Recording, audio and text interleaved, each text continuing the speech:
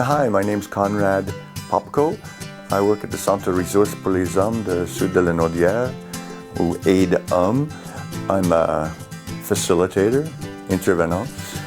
I work with men 18 years old and over with all sorts of problems, but usually the problems are always related, in general, related to the inability to express their emotions. I'm not a teacher, I'm not a person, a doctor or a therapist that's going to give you a set of instructions how to improve your life. I'm a part of the puzzle, a part of the environment created to help you communicate ideas that you tend to keep to yourself.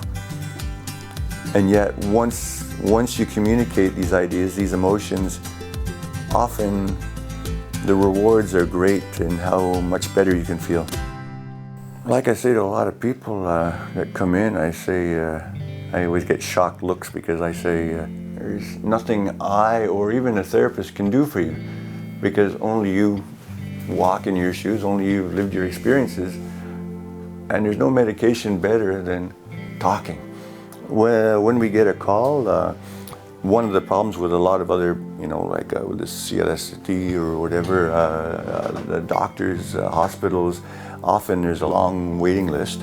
So one of the good things here is we're small, and I could get a call from someone at 10 o'clock this morning, and sometimes I could give an introductory interview with a guy that evening, or within that week, within a day or two, because statistics show sometimes it takes a guy a lot of courage to call for actually asking for help.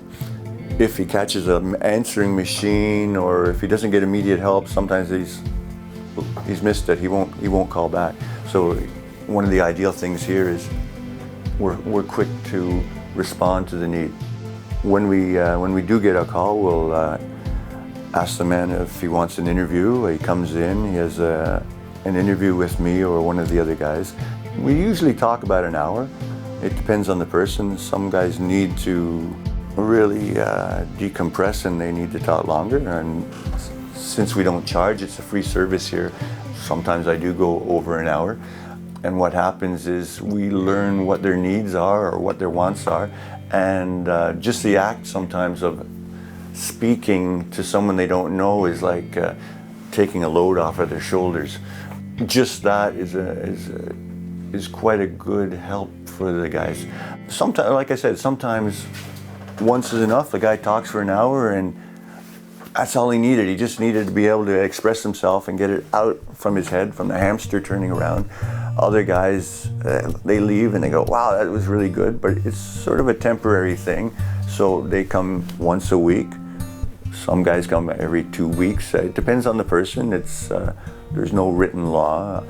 Some guys prefer to continue talking on an individual basis, and other guys, they're interested in, we have a partage anxiété, in group sharing about anxieties. That's once a week. That's really a wonderful way of interacting with other people that have problems. Often the men that come here, or not just here, but anywhere, we have a problem and we feel, like my problem is this huge thing and there's nobody else that's got a problem like this. But when we're in a group environment and we see other guys' stories, we say, wow, I'm not alone. I suddenly feel comfortable of sharing my problem. It's a source of hope for the guy. A guy could come in to find help for himself, and yet what he contributes ends up helping others. And it's just a back and forth dance between our problems and our humanity. So when you have a group of people in a room, you can have cultural differences or sexual orientation differences, but when you're all coming together and you've got something that causes pain within yourself, you realize even though they're all differences exterior, we all have the same pain here and we're all looking to find a way to relieve that pain. So suddenly we are all the same.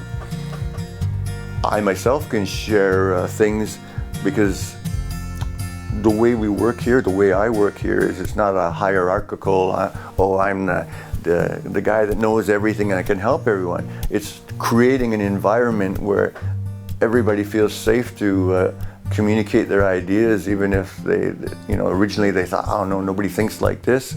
But we have an environment where everybody feels safe to be able to say what they're thinking.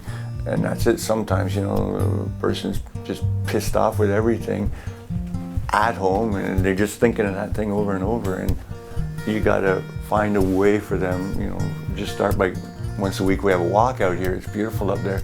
And just start to do something. If you do the same thing every day, nothing's gonna change. So, we have a cuisine collective, we have the group partage d'anxiété, music, sometimes there's pool, sometimes there's bowling, different activities, music. And there's a lot of guys that, they played music, they got married, and the guitar went in the closet. Family becomes first, and bills, I gotta work more overtime, and suddenly work, sleep, and then they get a divorce, and they don't know who they are anymore, and they've lost all their passions. Maybe before you need to move, maybe just reconnect with those things that you love. To be able to reconnect with that time for yourself. We work with music here. I'm not a music teacher, but I just create an environment where guys can reconnect and find the joy of doing something musical. I also do drum circles, and I do drum circles with people with handicaps. So I'm very strong in creating an environment of a level playing field where people of different ages, different abilities can participate equally and have fun equally. Music, drum circles, activities like that, I do because of something called play therapy. I've had people come, women come to a drum circle and they bring their husbands along. They drag their husbands, and the husband is like, what are we doing here? Drum, and within 5 minutes of drumming, suddenly you see the grimace turn into a smile and then into laughter. So in play therapy, what you want to do is do something that's fun, so our automatic self-defenses kind of melt away, and we're able to experience, like a child, the fun of interaction with other people and just laugh and show all our teeth and don't care if anyone's looking. Act like crazy children.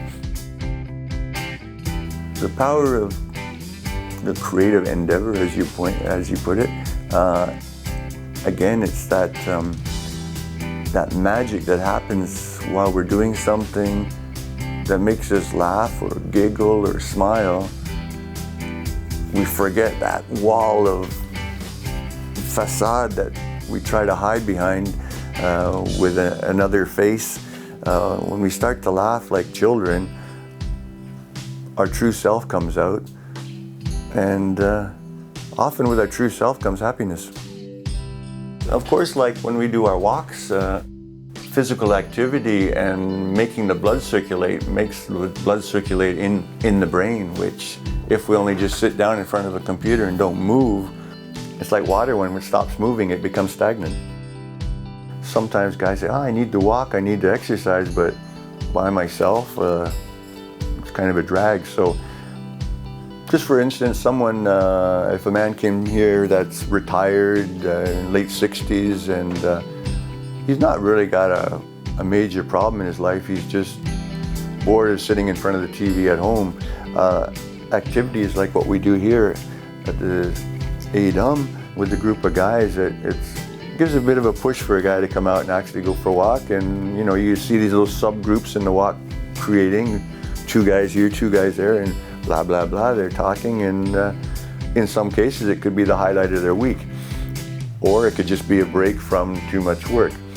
We have a cuisine collective, a collective community kitchen, where we teach a bit too, but it's not in the teaching mode. It's AideHomme. We supply all the ingredients, and I'm not a chef, but I'll find a recipe, I'll put the recipe down, and I explain, hey guys, here's what we got, how are we going to attack it? It creates a group of guys in action that's saying, okay, you do this, you do the cutting, you do this, you do that. And when we finish, we try it, and each person takes their portion. We share. We talk about what's happened this week. You know, it doesn't have to be a bad thing. It can be a good thing, because we're always more healthy when we're in groups, interacting and having fun together, than if we're just talking to ourselves. But also, going back to your question about how do I feel at the end of the day, we can't always feel perfect. We have all sorts of emotions, you know, anger, fear, sadness, joy. But we're kind of programmed because of social media and advertising that joy is the all you know, the main goal. So if we don't feel happy and joyful, we feel that there's something wrong. But every emotion is very important. I once explained that thought to someone like making a cake. Whereas if we, you know, if flour was anger, eggs were sadness, and sugar was joy. If we were only going after the joy and we tried to make a cake with only sugar, it wouldn't work. We need all the ingredients, and we need all of our emotions. But it's difficult, because when we're sad, we think, oh God, we're sad, life is not good. I see all these people on Facebook, and everybody looks happier than me. I'm no good, what can I do? But it's not, because the sadness is usually temporary, like joy is temporary. So yeah, it's an interaction between people, but an interaction between our own emotions. Sometimes we spend so much energy trying to fight the sadness, trying to fight the anger, trying to fight what we perceive as not good, that we don't have the energy to be joyful if we had it. We do have people that see our website and call and say, I don't have any problems. I just want to participate with the Cuisine Collective, the community kitchen. So yeah, we do have people that actually see the website and come for particular. I've had people in the past that before COVID, when we were doing the drum circles once a week, I had 2 or 3 guys that really were not here for any problematic on their life. They just wanted to play drums. Predominantly we work with French-speaking people, but occasionally I got one guy that I know that he's arrived here for a few years, but he's from British Columbia, and his French isn't very good. I've got another guy he's come from Toronto, and he's had some bad times, and he doesn't speak any French.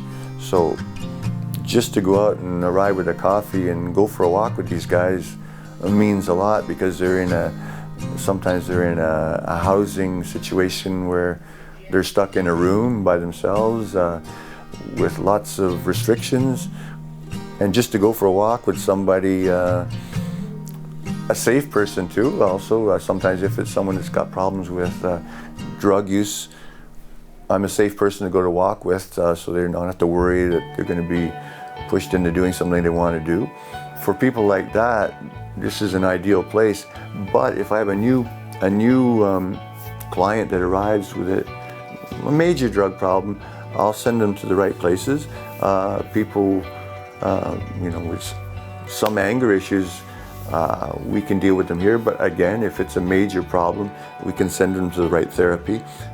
So yes, we're a hub also for sending people to the right place for the right help. BC, before COVID, we had many activities, many group works, and the first wave of COVID, we had to stop a lot. And it created an incredible opportunity of our use of Zoom. There was actually a demand for our Thursday night Zoom. Just by turning on their computer, suddenly, there's 7, 8 guys, and a little bit of fun and talking about what's happening in their lives. So The Zoom, the COVID was actually a gift in a way for us in our interaction with the guys that maybe wouldn't be coming into the office every week. They're coming in, and at the original time we also had a Zoom for exercises, sitting down exercises that were kind of easy enough for people of all health groups, all ages. We have a lot of fun with our Zoom. No parking problems. Thank you very much for listening to me ramble on. It's rare that I get to ramble. I usually listen to other people, but thank you for listening to me. Have a good day. Bye-bye.